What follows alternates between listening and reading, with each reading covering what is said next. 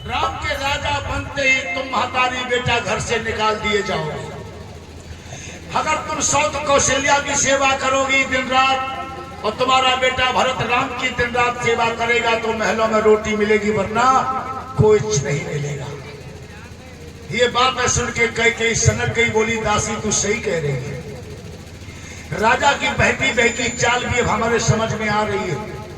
जैसे मैंने भगवान समझा और भगवान समझ के दिल में बसाया, उसने मेरे साथ इतना बड़ा कपट का खेल खेला। मैं अपने अपमान का बदला लिए बिना नहीं रह सकती। दासी तूने ये बात बताई है कि आफत की आंधी आ रही है, तो आंधी से बचने का भी कोई रास्ता बता। मंथरा बोली रास्ता तो है, लेकिन वो काम तुम कर नहीं पाओगे। मुसीबत का काम है, दुनिया की नजरों से गिरना है, पति का पुत्र का त्यागन करना पड़ेगा। हिम्मत है तो बोलो।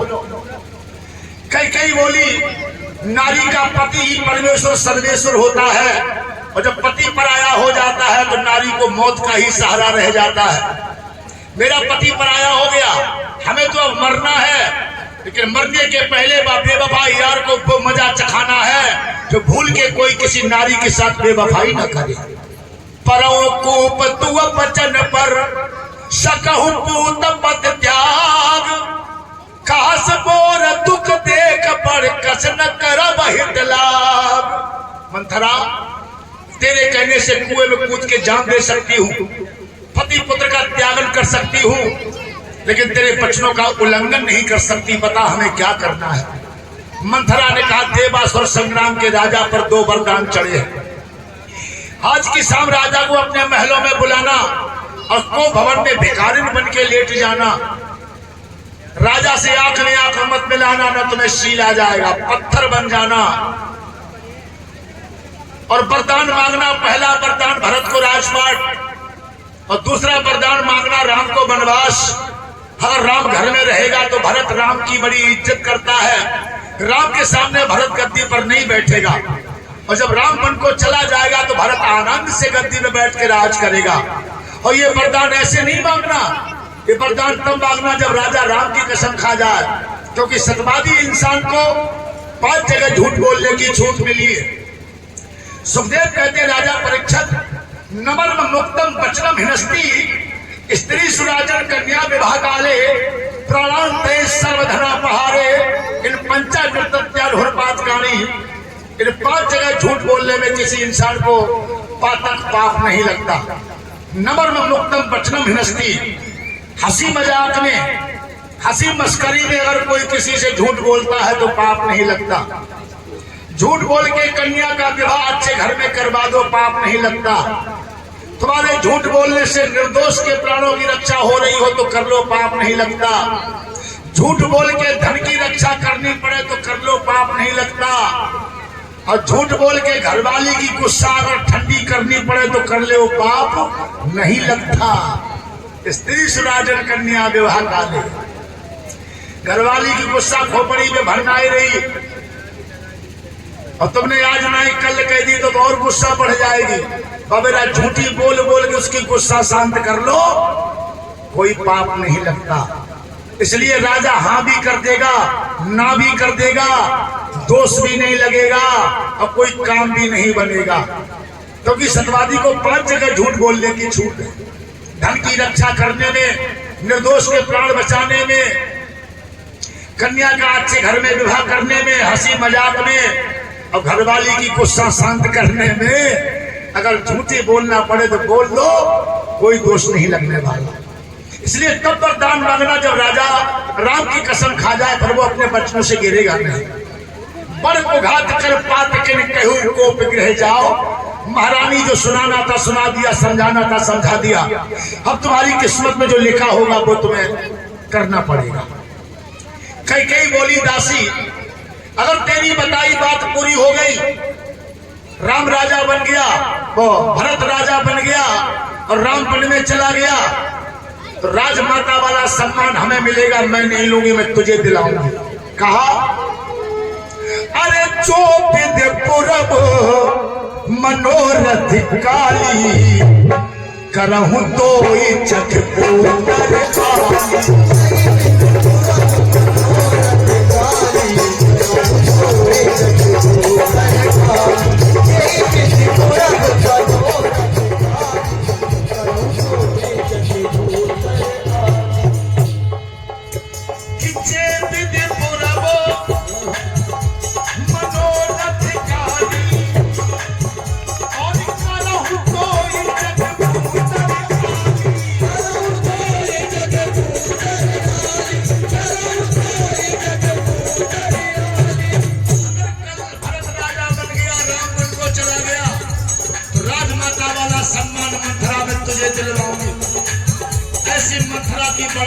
करती हुई कह गई, अरे बहुत चेरी आदर देई और तो भवन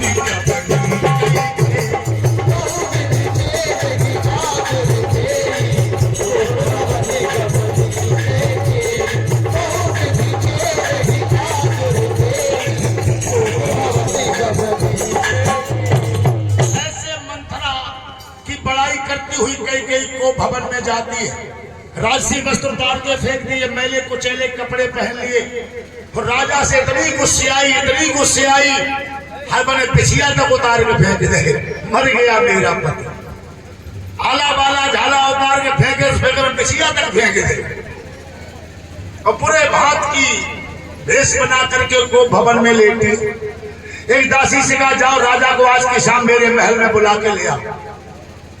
जब राजा दशरथ को समाचार मिला कि कैकेयी ने बुलाया है तो सांझ समय सानंद नप गयऊ के गई गे। शाम का वक्त होता है तो राजा दरबार समाप्त करके कैकेयी के महल की ओर आ रहा है। दिल में बड़ा प्यार है। कैकेयी को राजा वास्तव में बहुत चाहता था, लेकिन राजा को क्या पता कि आज हमारे दिन बदल गए। वो तो वही प्यार लेके आया और जो पता चला कि कैकेयी को भवन में है तो राजा का दिल कांप गया।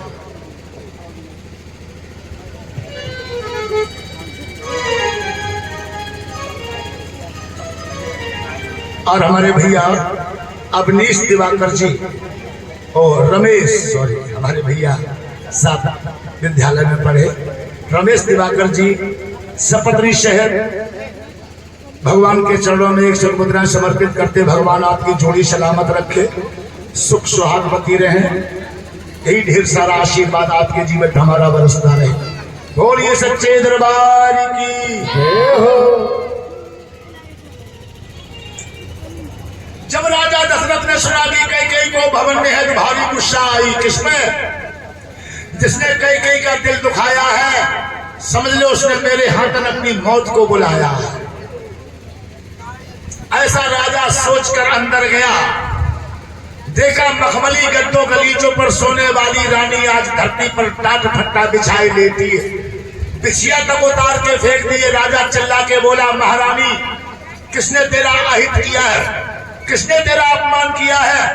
अगर देवराज इंद्र ने भी तेरा अपमान किया हो तो मैं उसे भी जान से मार सकता हूं। सकऊ तो अमरु मारी और का बापुरे कीट नर नारी। संसार के नर नारियों में क्या दम तो दशरथ की शक्ति का सामना कर सके। मैं देवराज इंद्र को भी परास्त करने की दम रखता हूं। अभी मैं इतना बूढ़ा इतना कमजोर नहीं हो गया जो मैं तेरे सम्मान की रक्षा ना कर सकूं। महारानी जिसने तेरा अहित किया, जिसने तेरा दिल दुखाया है, सिर्फ उसका नाम ले दे, हमें गवाह सबूत की भी जरूरत नहीं, क्योंकि मैं तेरे पे विश्वास करता हूं।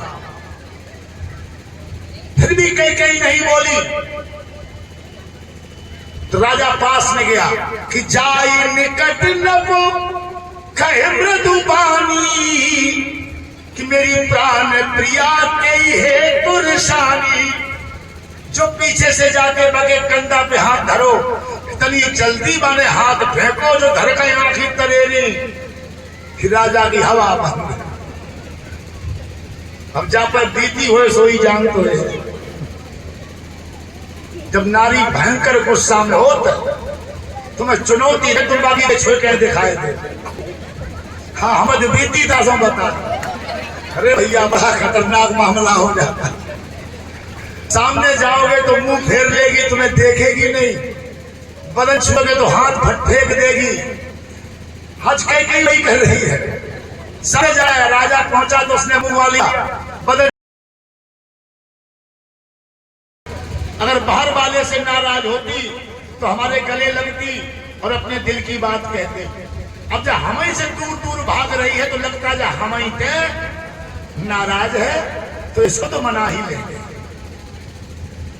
घरवाली कितनी हो नाराज हो, तुम बाकी रूप स्वरूप की बड़ाई करने लगाओ। कितनी अच्छे गाल, कितनी अच्छे होंठ, कितनी अच्छी नाक, कितने अच्छे कान, ऐसे बड़ाई करो। गुस्सा बहाई हमने तो करके की, तुम मामला बना। राजा दशरथ ने यही तो किया। रामायण यही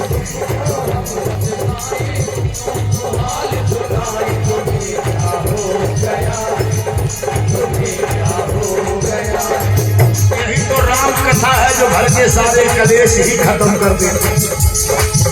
कहा राजा ने, अरे सुनो जो तुमको हम बदलाए, सुनो तो हाल सुनाए, तुम्हें क्या हो गया, तुम्हें क्या हो गया। सुनो जो तुमको हम बदलाए, सुनो तो हाल सुनाए, तुम्हें क्या हो गया है, तुम्हें क्या हो गया। सुमुखी सुनो चंद्रानी, हमको बताओ क्या बात है। सुमुखी सुनो चंद्रानी, हमको बताओ क्या बात है। बाती बताओ दिल की, चाहे सुखाया ये रात है। बताओ दिल की, चाहे सुखाया ये रात है।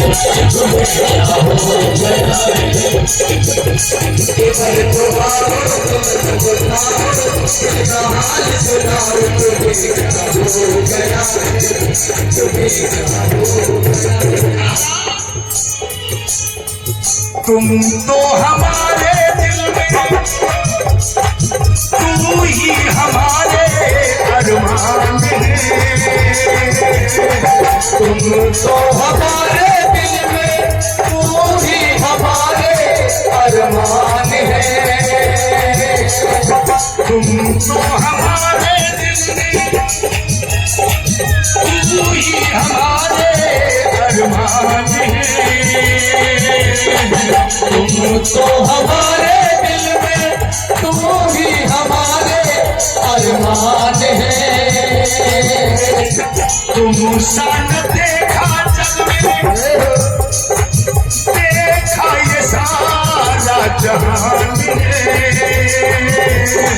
तुम सन देखा जग में, देखा ये सारा जहान है। अरे सुनो जो तुमको दिलाए, सुनो तो हाल सुनाए, तुम्हें क्या हो गया, तुम्हें क्या हो गया। सुनो जो तुमको हम बदलाए, सुनो जो हाल सुनाए, तुम्हें क्या हो गया।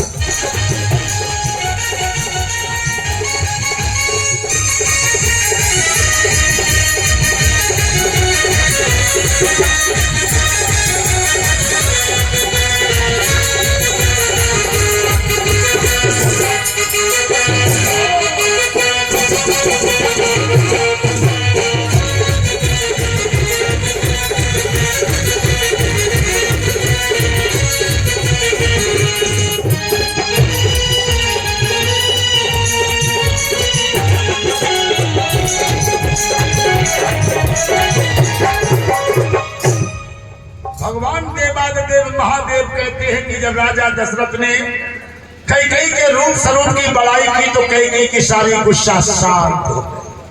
हाथ भी रखने दिया, राजा से बोली भी, मुस्कुरा के बोली कि महाराज इतना प्यार दिखाकर काय को घाय पे नमक लगा रहे हो, मर गई तुम्हारी कैकेयी। अब मैंने तो मौत से अपना रिश्ता जोड़ लिया है।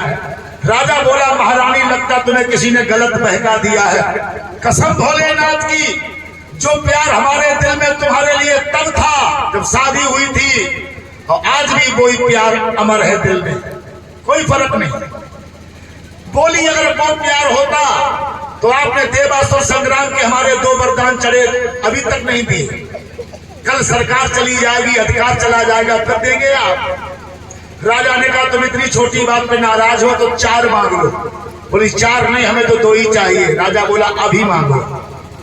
बोली ऐसे तो सब कह देते मांगो मांगो मांगो मांगो, कहते रानी पर एक काम कर दिखलाओ और देना है गर वरदान, हमें तो सौगंध राम की खा जाओ।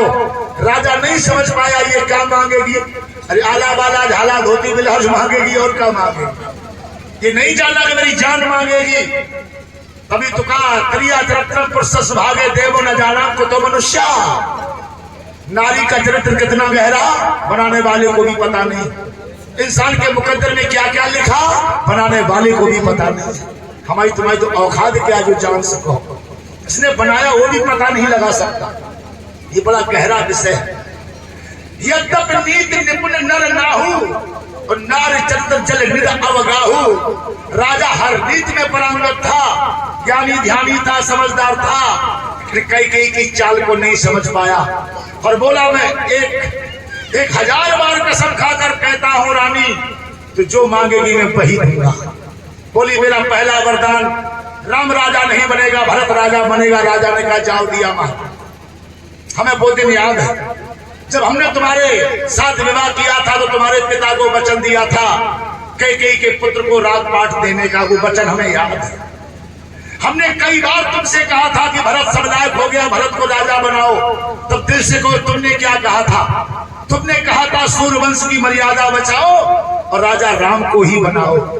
तो ये राम का राज तिलक मैंने अपनी इच्छा से नहीं, मैंने कई तुम्हारी इच्छा से रखा है कि भामे ने भायाऊ तोरे मन भावा जो आज घर घर जते आनंद बधावा।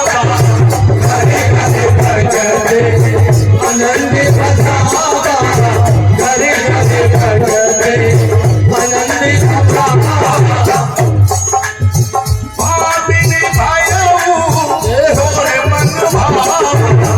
भामे ने भायाऊ तोरे मन भावा। घर घर बजते आनंद बधावा। घरे घरे बजते आनंद बधावा। घरे घरे बजते आनंद बधावा। इसलिए महारानी हमें भारी खुशी है। जाओ हमने पहला वरदान दिया, अब राम नहीं अब भरत राजा बनेगा।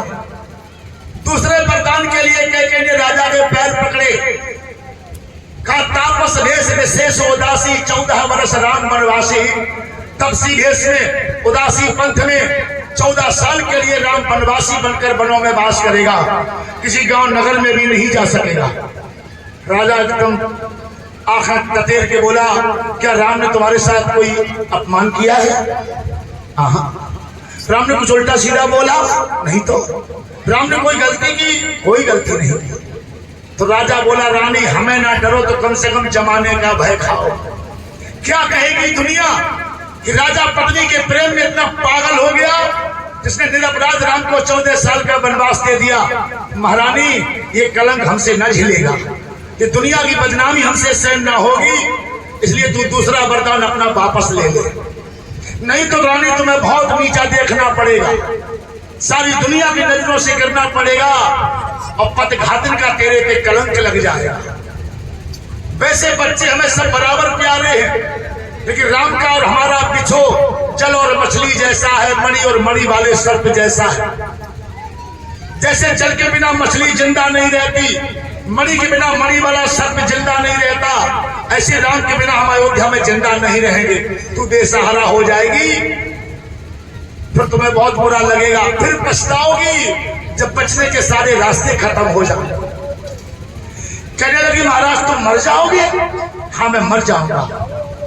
बोली अब तो तुम्हें तो एक पर मरना है, राम वन में जाएगा तो तुम मरोगे, राम वन में नहीं जाएगा तो मैं मरूंगी।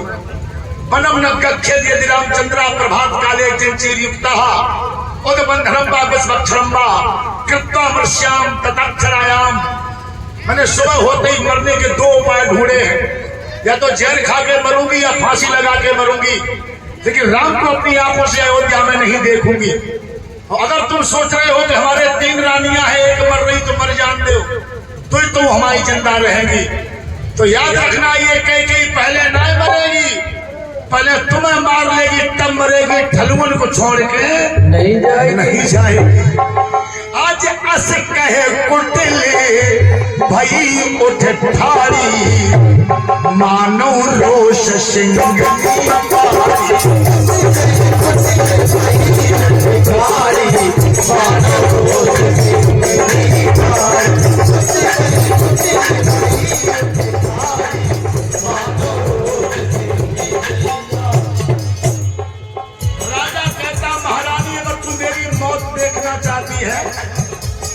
राम के विरह में क्यों मार रही है?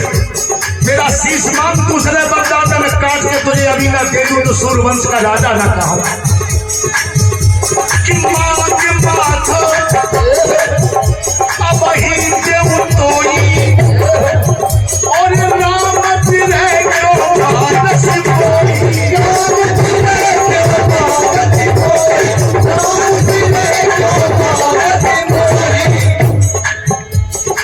महारानी मेरा शीश मांगो मैं अभी दे सकता हूं, लेकिन राम के विरह में क्यों मार रही है? और हम तो मरी जाएंगे, लेकिन मेरे मरने के बाद मेरे पे दो कलंक लगेगा रानी, तो दुनिया में मुंह दिखाने लायक ना रहेगी। आज लोग कहते मरते कहा न करते, आज कैकेयी के नाम पे क्यों कलंक लगा है कि राजा कैकेयी के पैरों पे गिर गया, लेकिन फिर भी कैकेयी का दिल नहीं पिघला। समय तेरी लाख लाख बलिहार। जब होनहार अपना खेल खेलती है तो कोई जुगाड़ कामयाब नहीं होती है।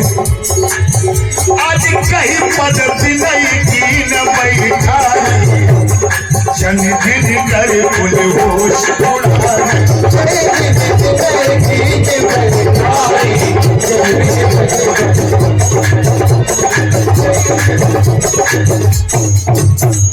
पैरों पे राजा ने शीश रख दिया आखिर में, और फिर भी जब कैकेयी का कलेजा नहीं पिघला तो राजा ने कहा दुष्टा, अगर मैं ये जानता तो इतनी पत्थर दिल की है तो तेरे लिए मैं अपने दिल का दरवाजा नहीं खोलता। तूने हमारे दिल में घुस के मेरे साथ विश्वासघात किया है कैकेयी। हम तो मर ही जाएंगे, लेकिन तेरे पे तो कलंक लगेगा, दुनिया देखेगी कि मोर कलंक मोर पछताऊ और मरे हुन मिटी है न चाहिए।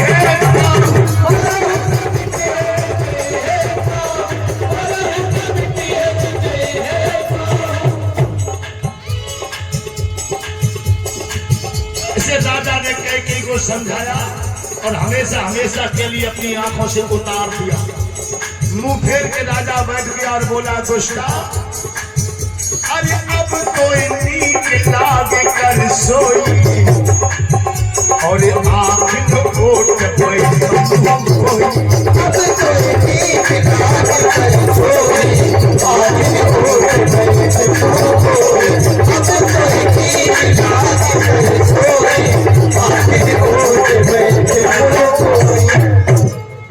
इस तरह से राजा ने कैकेयी को पदघातन का श्राप दे दिया। अब वो श्राप आज भी काम कर रहा है। कौशल्या, सुमित्रा, देवी, यशोदा नाम की माताएं बहनें हैं कि पूरे भारत में घूमो, पूरे विश्व में घूमो, कहूं कैकेयी नाम की लड़की ढूंढे न मिलेगी। पदघातन का श्राप लगा था। प्यारे भाइयों, सारी रात राजा बिलखता रहा। सुबह प्रधानमंत्री सुमंत राजा को बुलाने आए तो राजा को बेहाल देखा। कैकेयी से पूछा, कल तक राजा ठीक ठाक आपके महल में आए थे, रातों रात ये क्या हो गया? कैकेयी बोली, राम को बुला के ले आओ। सुमंत जब राम को बुला के ले गए तो राम ने कहा, मां, पिता की परेशानी का कारण कहो। बेटा जाई दिन के लिए पैदा होता है। सूरज किस लिए निकलता? अंधेरा भगाने के लिए। और संतान किस लिए पैदा होती? माता पिता की मुसीबत दूर करने के लिए। कहा कि जिसके प्रभात से उदय न हो, ऐसे प्रभात से सांझ भली। जिसके लला से संतान बचे, ऐसे बेटा से।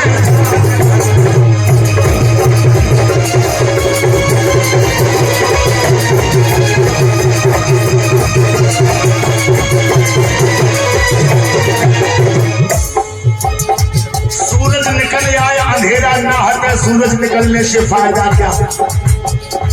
बेटा सब लायक हो जाए फिर भी माँ बाप की मुसीबत दूर न कर पाए तो ऐसे बेटा से फायदा क्या?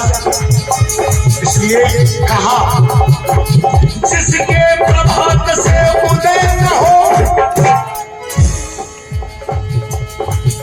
ऐसे प्रभात से सांझ भली। जिसके लला से कष्ट मिटे, ऐसे बेटा से पांच भली।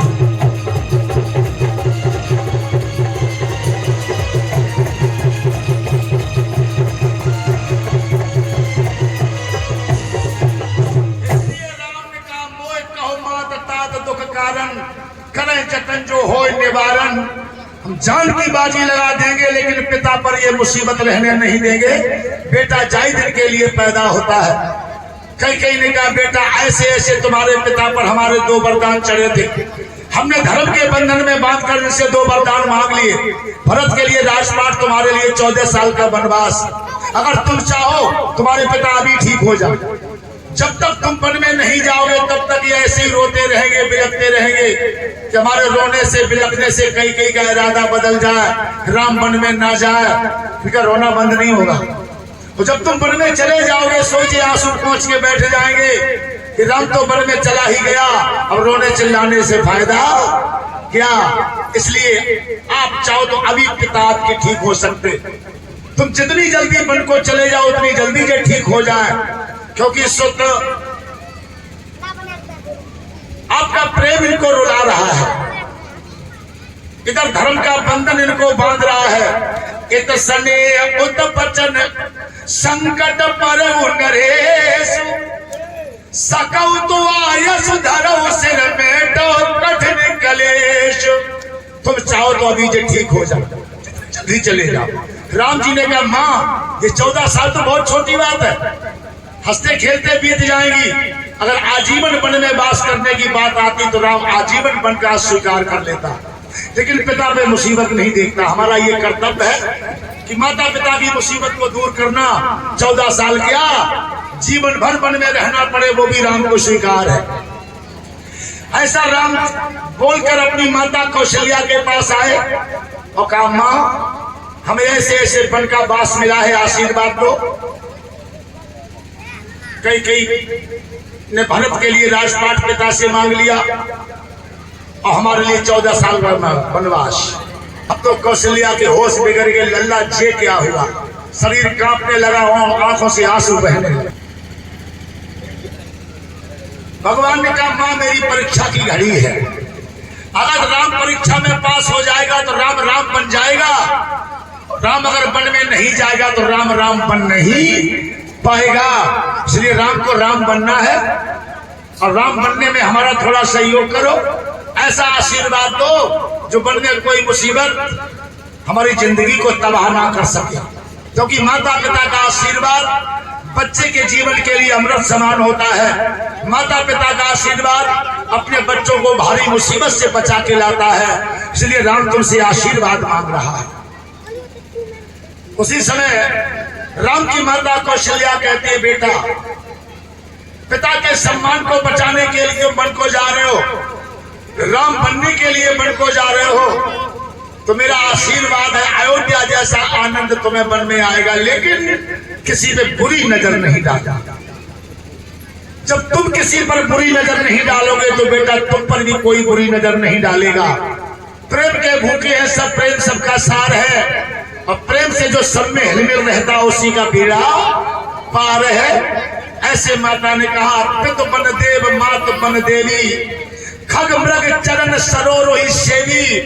वन देवता तुम्हारा पिता होगा, वन देवी तुम्हारी माँ होगी, खग मृग पशु पक्षी सब तुम्हारा साथ निभाएंगे, लेकिन बेटा किसी पर दुष्टता की नजर नहीं डालना, किसी पे मुसीबत की कुदृष्टि नहीं डालना और किसी से गंदे बोल नहीं बोलना, तुम्हारे सम्मान पे कोई धब्बा नहीं डालेगा।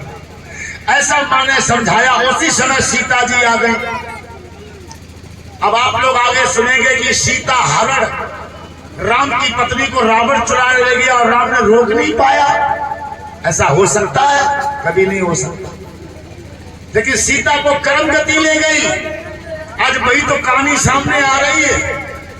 अब ससुर मर रहे हो, अकेली सासू अम्मा हो और बहू छोड़ के चली जाए तो बताओ भगवान को अच्छो लगेगा?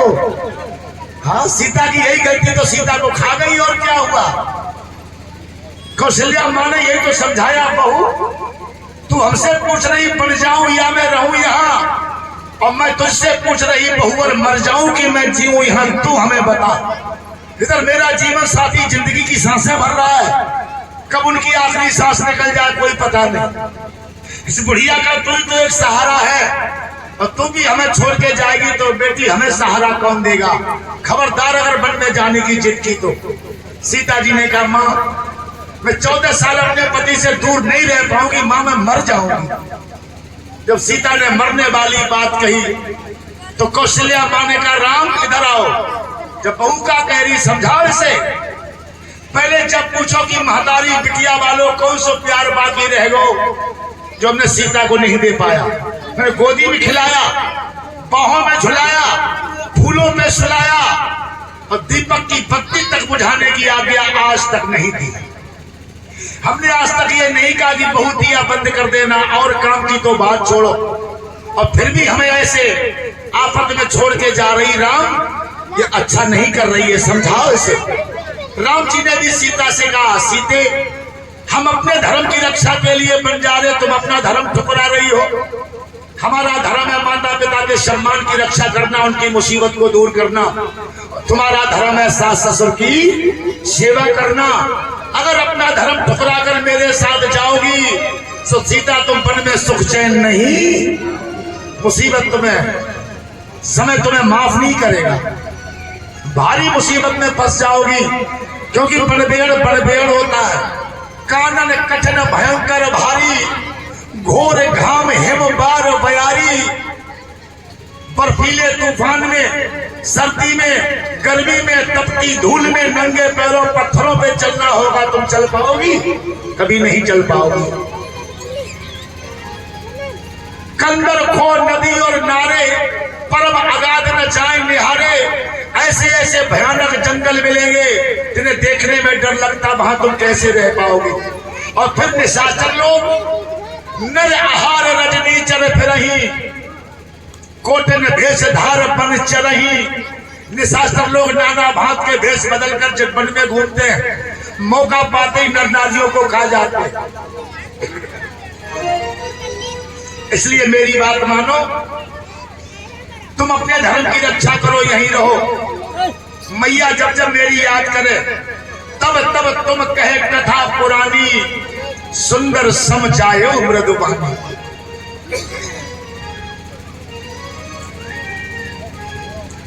ऐसी भारी मुसीबत में माता का साथ छोड़ देना तुम्हारे लिए अच्छा नहीं होगा। कुदरत तुम्हें माफ नहीं करेगी। सीता जी ने कहा प्रभु मैं मानती हूं कि मैं अपना धर्म ठुकरा कर तुम्हारे साथ जा रही हूं, वन में हमें सुख चैन नहीं मिलेगा। मैं मानती हूं इस बात को, मैं हर दर्द सह लूंगी, हर परेशानी सह लूंगी, लेकिन ऐसी मुसीबत में आपका साथ नहीं छोड़ूंगी। क्योंकि नारी जाति के लिए कहा है तन धन धाम भवन कुल राजू, पद विहीन सब शोक समाजू।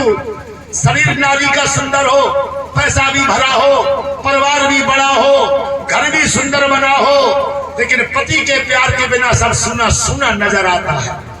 जिया बिनु दे नदी बिनु बारी, और तैसे नाथ पुरुष बिन, जैसे जल के बिना नदी खंडर हो जाती है, प्राणों के बिना शरीर मुर्दा हो जाता है, ऐसे पति के प्यार के बिना नारी का जीवन स्वामी जर्जर हो जाता है। मैं हर जख्म हर परेशानी सह लूंगी, लेकिन आपको ऐसे न छोड़ूं। राम जी ने कहा हम वनवासी बन के जा रहे, बाबा बन के जा रहे, और बाबा का कर्तव्य नहीं जो बवान को स्वर्ग ले जाए। सीता जी ने कहा बवान समझ के मत ले चलो, सेवक समझ के ले चलो। मैं कब कहती हूँ कि अपनी पत्नी समझ के ले चलो ना।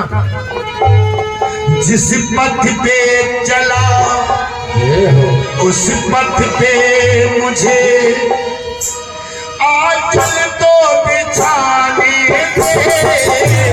जिस पथ पे चला उस पथ पे मुझे आंचल तो बिछाने दे। साथी ना समझ कोई बात नहीं, कोई बात नहीं। साथी ना समझ कोई बात नहीं, कोई बात नहीं। बरसात तो आने दे, बरसात तो आने दे।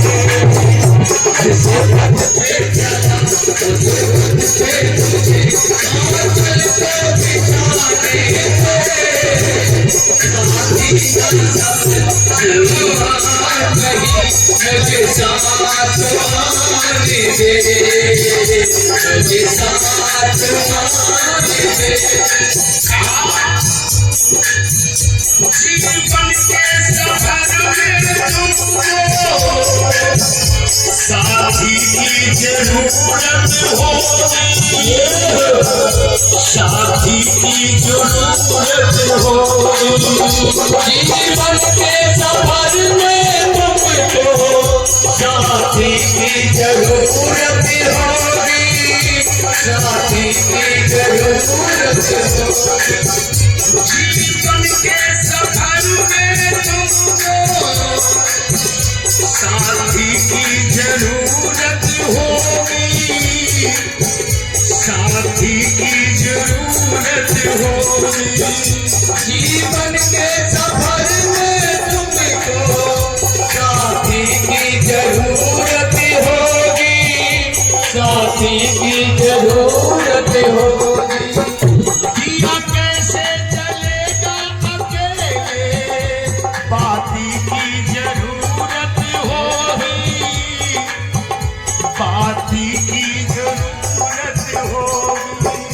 दिया कैसे जलेगा अकेले, बाती की जरूरत होगी, बाती की जरूरत होगी। कहा जीवन के सफर में तुमको साथी की जरूरत होगी, और दिया कैसे जलेगा अकेले, स्वामी बाती की जरूरत होगी। मैं बनूंगी दिया, मैं बनूंगी दिया, तेरे पथ का दिया, तेरे पथ का दिया। मैं बनूंगी दिया, मैं बनूंगी दिया, तेरे पथ का दिया, तेरे पथ का दिया।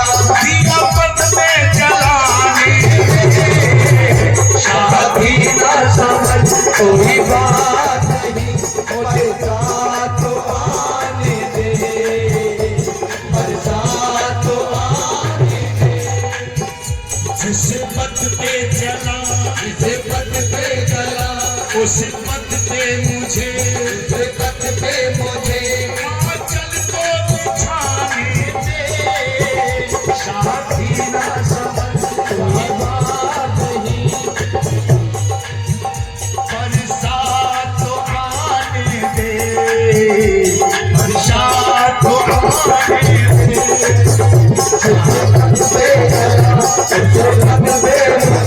आंचल को बिछाने दे, साथी ना समझ कोई बात नहीं, बरसात तो आने दे, बरसात तो आने दे। इस तरह से माता कौशल्या देख रही है, और सीता जी अपने पति से कह रही है, स्वामी कब जाओगे जब न होगे, बाहों का सिरहाना दूंगी, बाहों का सिरहाना दूंगी। जाओगे जब न होगे, बाहों का सिरहाना दूंगी, बाहों का सिरहाना दूंगी। तुमने सोने सोने जीवन में मैं प्यार का रंग भर दूंगी, मैं प्यार का रंग भर दूंगी। तुमने सोने सोने जीवन में मैं प्यार का रंग भर दूंगी, मैं प्यार का रंग भर दूंगी। इस तरह से किशोरी सीता जी राम जी को समझा रही है, जिस पथ पे चला, जिस पथ पे चला, उस पथ पे मुझे, पथ पे मुझे आंचल को बिछाने दे, साथी ना समझ, साथी ना समझ कोई बात नहीं, कोई बात नहीं। बरसात तो आने दे, बरसात तो आने दे।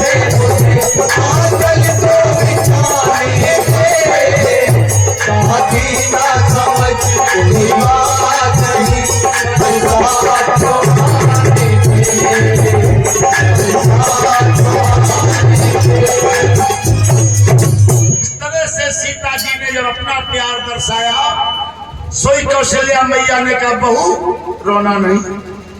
अपने हाथ माता ने बहू के आंसू पोंछे, रोना नहीं, जाओ, तुम लोगों की तकदीर में लिखा होगा वो तुम लोग भोगोगे और हमारी किस्मत में लिखा होगा बहू वो मैं भोगूंगी, जाओ। अचल होए अहबात तुम्हारा, अब जब लग गंग जमन जल धारा, जब तक गंगा जमुना में जल रहे देवी तेरा सुहाग अमर रहे, जाओ। ऐसे सीता को रोता देख कौशल्या माँ ने आखिर में विदा कर दिया। तभी तो सीता आगे भारी मुसीबत में फंसी, ऐसे महल छूटे कि दोबारा महल में रही न पाई।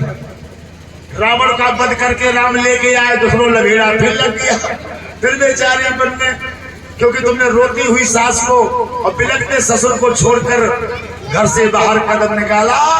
कुदरत को ये काम अच्छा नहीं लगा, इसलिए कुदरत ने सीता को आगे वन में परेशान किया, दंडित किया। और राम ने रोक भी नहीं पाया, क्योंकि जब इंसान अपने कर्मों की सजा भोगता है कोई नहीं रोक सकता, चाहे कोई हो।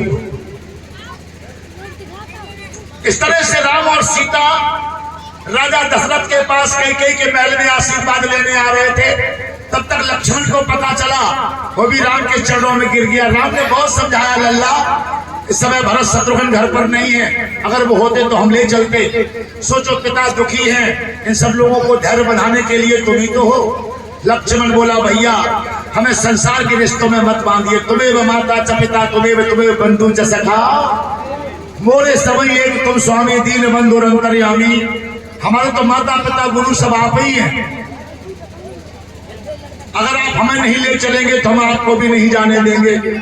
उस समय राम जी ने कहा, अगर ऐसी बात है जाओ अपनी माँ से आशीर्वाद लेकर आओ। जब लक्ष्मण माँ सुमित्रा के पास आशीर्वाद लेने पहुंचा तो सुमित्रा ने कहा, लक्ष्मण ये राम वन में काहे को जा रहे हैं, कैकेयी भेज रही, क्यों? लक्ष्मण चुप।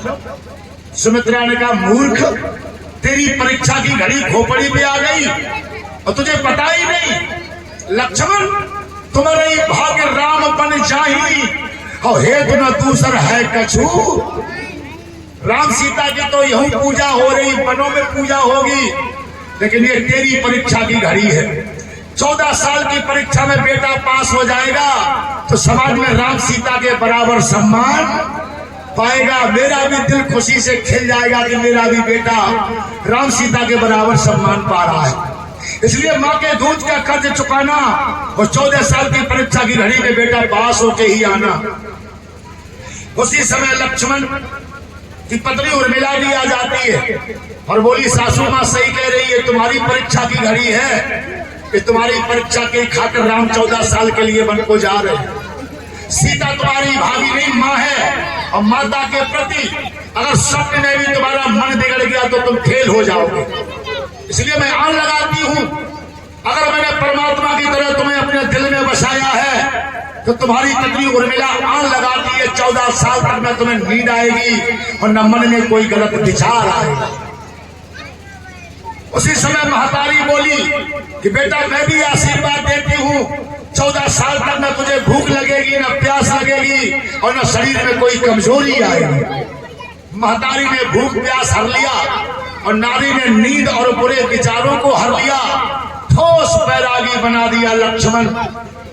न 14 साल तक सो सकता है, न कुछ खा सकता है, न शरीर में कोई कमजोरी आ सकती है और न गंदे विचार आ सकते हैं। और क्या राम सीता के बराबर सम्मान पाना खिलौना समझ लिया? बहुत बड़ा त्याग किया लक्ष्मण ने, 14 साल का त्याग। न सोया, न कुछ खाया, न दिल में गलत विचार पैदा किया, तभी तो राम सीता के बराबर सम्मान पाया। मैया के चरणों को छूकर वो छतरी पर हुंकार उठा, मानो सचमुच शेषा अवतार धरती पर फन फुंकार उठा। माँ तेरे दूध का कर्ज चुकाऊंगा और 14 साल की परीक्षा की घड़ी में पास होकर ही आऊंगा। ऐसे माँ को धैर्य बंधाकर आशीर्वाद लेकर राम सीता के साथ चल दिया। राम लक्ष्मण सीता तीनों कैकेयी के महल में आए। राजा दशरथ को राम जी ने प्रणाम किया कि तुम्हारा बेटा वन में नहीं जा रहा है, तुम्हारा बेटा राम बनने जा रहा है। अगर राम वन में नहीं जाएगा पिताजी तो राम नहीं बन पाएगा। इसलिए 14 साल का वनवास मेरी किस्मत में लिखा है। आप दिल छोटा मत करो और हृदय से हमें आशीर्वाद दो। मुसीबत एक सीढ़ी है तरक्की के 2 मंजिल को, है खुशकिस्मत हम जो चढ़े हैं 14 वर्षों को। ये 14 वर्ष मुसीबत की सीढ़ी अपनाएंगे, इसके बाद तरक्की की मंजिल पाएंगे। ऐसे अपने पिता को राम जी समझा रहे। तब तक कई आई साधु बाबा वाले कपड़े लेकर और बोली राजकुमार बन के नहीं जाओगे, अपने पिता के वचनों को निभाना है तो जोगी बाबा बन के जाना है। राम लक्ष्मण सीता तीनों जोगिया भेष धारण कर लेते हैं। सीता जी ने सिंदूर की डिबिया अपने धोती में बांध लिया तो सब कान तक खाली कर लिया। जितना स्वाद का सामान था सीता ने सब उतार दिया। सिर्फ माता के हाथ की मणिमुद्री अपनी उंगली में डाल ली और धोती के छोर में सिंदूर की डिबिया। राम जी ने कहा सीते जब सब कुछ छोड़ दिया अयोध्या में तो सिंदूर ले जाकर क्या करना है? जब मैं तेरे साथ हूं क्या इसकी दरकार, नेह त्याग दो कनक से जब छोड़ा है घर द्वार। जब सब कुछ छोड़ दिया तो वन में सजना संवरना नहीं है, वन में अपना वक्त काटना है। इसलिए सिंदूर की डिबिया ली और पुरमाता अरुंधति को राम जी ने दे दी। जैसे ही दरवाजे पर आए सारे प्रवासी रोक के खड़े हो गए, नहीं जाने देंगे, नहीं जाने देंगे, हम लोग मर जाएंगे लेकिन तुम्हें वन में जाने नहीं देंगे। राम जी ने कहा हम नहीं जा रहे लेकिन हमें हमारी तकदीर ले जा रही है। हमने कभी सपने में भी नहीं सोचा था कि हमारी जिंदगी में एक ऐसा दिन आएगा कि 14 साल के लिए तुम लोगों का साथ छूट जाएगा। लेकिन बाहरी मेरी किस्मत, आप लोग तो हमें राजा बना रहे थे लेकिन हमारे मुकद्दर ने हमें बाबा बना दिया कि हम तो चले बनवास,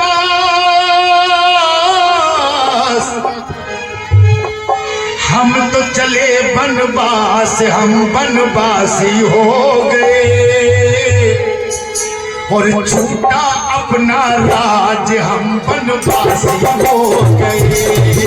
हम तो चले बनवास, हम बनवासी हो गए, छूटा अपना राज, हम बनवासी हो गए।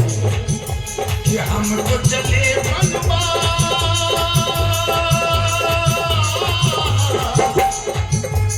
हम तो चले बनवास, हम बनवासी हो गए और छूटा अपना राज, हम बनवासी हो गए। हम तो चले बनवास, हम बनवासी हो गए, छूटा अपना राज, हम बनवासी हो गए। ये कलियां पथ पन घटिए मंदिर, देश पुराना, देश पुराना। ये कलियां पथ पन घटिए मंदिर, देश पुराना, देश पुराना। कल तक ये सब अपना था, अब लगता है तेरा। कल तक ये सब अपना था, अब लगता है बेगाना। कल तक तो ये लगता था अयोध्या हमारी, हमारे पिता की है, लेकिन आज अयोध्या की धरती खुद कह रही है कि राम तेरा अयोध्या में अब कोई काम नहीं है, तेरा इंतजार तो बन बेहद कर रहा है। इसलिए भाइयों ये कलियां पथ पन घटिए मंदिर, देश पुराना, देश पुराना। ये कलियां पथ पन घटिए मंदिर, देश पुराना, देश पुराना। आज कल तक ये सब अपना था, अब लगता है बेगाना। कल तक ये सब अपना था, अब लगता है बेगाना। आज कल तक ये सब अपना था, अब लगता है बेगाना। कल तक ये सब अपना था, अब लगता है बेगाना। और हमने बदला है ने बदला भेष हम वनवासी हो गए, और छूटा अपना देश हम सन्यासी हो गए। हम वनवासी हो गए, छूटा अपना देश हम सन्यासी हो गए। बच्चे बूढ़े सभी राम के विरह में रो रहे थे, पशु पक्षी भी रो रहे थे। तो भगवान पक्षियों से कहते कि तुम काय को रो रहे हो, उड़ते उड़ते आ जाना, अयोध्या के हालचाल हमें वन में दे जाना कहते हैं। बस 2 मिनट की बात, शांति से बैठे, प्रसाद लेकर ही जाए। राम जी ने कहा पक्षियों से, वो पंछी हम किस्मत के मारो भूल न जाना, भूल न जाना। वो पंछी हम किस्मत के मारो, भूल न जाना, भूल न जाना। खबर सब लोगों की दे जाना, आते जाते खैर खबर सब लोगों की दे जाना। आते जाते खैर खबर सब लोगन की दे जाना। आते जाते खैर खबर सब लोगन की दे जाना। और दे जाना संदेश, दे जाना संदेश हम वनवासी हो गए, और छूटा अपना देश हम वनवासी हो गए। दे जाना संदेश हम वनवासी हो गए, छूटा अपना देश हम वनवासी हो गए। रामा हो, रामा हो, रामा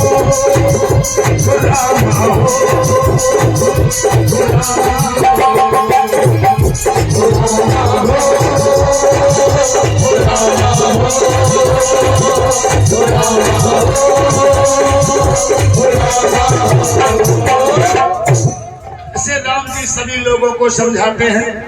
तो प्रवासी बोले, राम अगर वन में जाना ही चाहते हो तो आप दिन में जाना, अब रात में कहाँ जाओगे, ऐसा कह के राम जी को रोक लिया।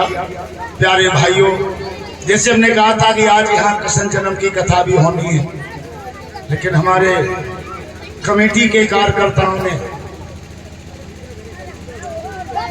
कहा महाराज कृष्ण जन्म की कथा आप 2 घंटा रात में सुना दे तो बड़ी मेहरबानी होगी। वैसे तो रात का प्रोग्राम हमारे बस की बात है, लेकिन जब कमेटी ने कहा है और हमारे घर के सदस्य भाई ना करने में भी अच्छा नहीं लगता, तो ठीक है। आज की रात 9 बजे से लेकर 10 बजे तक, 10:30 बजे तक ये 1.5-2 घंटे का समय भगवान के नाम पर इसी दरबार में फिर देंगे। अच्छा, कितने लोग आते रात की कथा सुनो चाहो? अरे वाह, जय हो प्रभु। आप सभी को मैं हृदय से वंदन अभिनंदन करते हुए, सभी श्रोता बंधुओं को कोट कोट नमन करते हुए